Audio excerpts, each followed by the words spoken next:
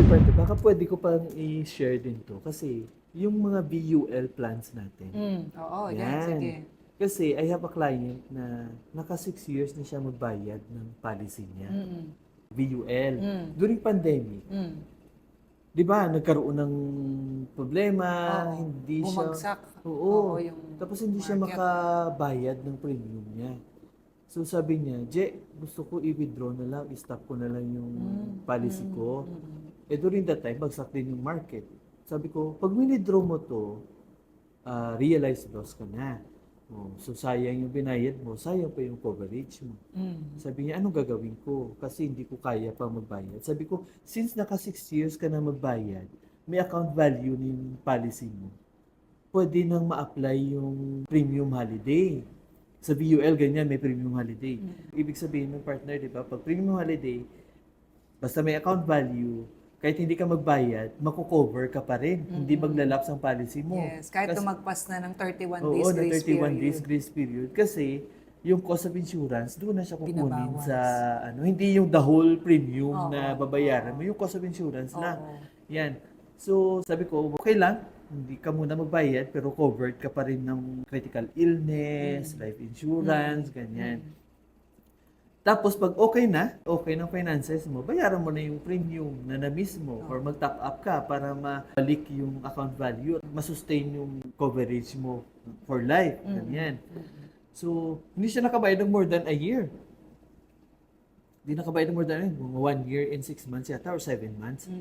Nagka-breast cancer, Oh, partner. talaga. Nagka-breast cancer, sabi ko, nakita ko active yung policy. Sabi ko, sige mag-claim tayo. Nag-file kami ng claim. Maliit lang naman yung critical illness niya, 500,000. Malaki pa rin yun. Naka-claim siya ng 500,000. Tapos na-waive pa yung premium. Oo. Tapos ngayon, may life insurance pa siya na 1 million. Tapos yung savings niya, yung savings portion ng VUL, nandyan pa rin. Di ba? Nag-accumulate ang fund. It's up to the market. Up and down. Pero ito yung kagandahan. Sabi ko, di ba, what if withdraw Winidraw mo niya. nung Oo, pandemic? bagsak na Oo, yung bagsak pera. parang 300,000 lang yung Oo. account value niya. So kung withdraw mo yon, wala ka ng coverage, lugi ka pa. Oo. Oh. 'Di ba? Dahil nakinig siya sa akin, hindi niya withdraw. Naka-claim kami ng 500,000 doon sa critical illness niya. Kaya mas maganda talaga mag-consult muna sa financial advisor Correct. no? Bago ka Mag-decide. make decision, no? Oo. Kasi nga para makapagbigay lang ng pros and cons and then ikaw pa rin as client ang magde-decide. Yung may final decision. Pero buti na lang sinunod ka niya, di ba? Oo, actually marami na nag-ano doon na i-withdraw daw, pero at least na nakinig siya. Yun, so good thing talaga na kaya pag may mga ganyan, you really have to consult your financial advisor. Demand to have a policy review with your financial advisor. Kasi let's say 2 years, 3 years ka nang minsan nakakalimutan natin ano ba yung coverage ko. Di ba consult with your financial advisor, review the policy. O malay mo within that year may nangyari sa iyo, di ba? O nagkasakit. Baka may claim ka pa. Tama. Dito sa mga sharing natin, di ba ang dami, ang ganda-ganda ng mga sharing mo. Napakita talaga yung beauty ng pagkakaroon ng insurance policy. Hindi mo masasabi kung single married, bata matanda, pwede talagang ma-diagnose ang illness. Pwede talagang accident, parang ikaw. Yung pag may sarili kang aso, di ba nagpapakain ka lang, pwedeng gano'n na yung mangyari. Or yung COVID na ngayon, pabalik na naman. Hindi natin alam kung kailan. And kumukuha ka ng insurance hindi dahil kailangan mo. Get insurance when you don't need it.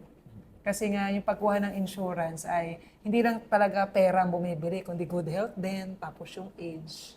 Ayan. Totoo yung partner kasi wag natin antayin na huli pa ang lahat.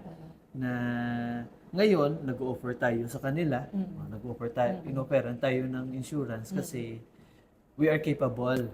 We have income, we have good health, at saka hindi pa tayo nasa aging na, di ba? Yung mga retiring. Yan. Huwag na natin antayin yun. Kasi may mga ganyan, sometimes, ang tagal nila mag-decide, and then mag-decide sila, nasa ospital na sila. And kahit makigluhod kayo sa amin, hindi na natin sila pwedeng ma-insure. Minsan nga may mga ganyan. Sige na, tulungan nyo kami. Ganyan. Di ba? Kung pwede lang, na i-insure yung may mga sakit at saka may mga nasa ospital ngayon, siguro kung nandun tayo sa ospital, marami kukuha. Oh. Di ba? Pero definitely, hindi. Di ba? So, preparation. Hindi tayo nagpe-prepare para magkasakit tayo kasi hindi naman natin nakokontrol yan. But nagbibigay ito ng peace of mind na yung what ifs. Di ba? Ano yung final message mo sa mga viewers natin? Yun. So, I think sa inyo, no, yung iba dyan na iniisip na parang scam daw yung insurance. Nagkakaroon lang tayo ng mga ganyang norms kapag hindi na ipapaliwanag sa inyo ng gusto yung insurance ninyo. Yan. And ako, ang ma-advise ko sa mga viewers natin din na take the actions now. Dapat kumuha ka while you're healthy and you're young. No matter how much ang Oo, kaya. no matter how much. Kung may mga plans na mura, kaya nga when you talk to your financial advisor, 'di ba? I-ano mo rin yung budget mo, ano ba yung goals mo kasi na-work out natin 'yan. Hanapan natin ng mga plans based doon sa needs and capacity mo to pay. Yan. So, huwag matakot makipagkonsulta sa mga life planners and financial advisors kasi kami yung makakapagbigay ng advices or program na pwede mong umpisahan. Thank you so much, Jeff, for this fruitful day Thank you, partner. na na-share mo lahat ng mga claim stories mo. Claims, oo. Lalong-lalo na yung personal na story mo na na-experience ninyo sa family first hand. Correct. So I hope nakatulong tong video sa inyo kung nag-iisip ka pa na dagdagan yung insurance policy or baka wala ka pang insurance policy. Ito yung maitutulong sa family mo.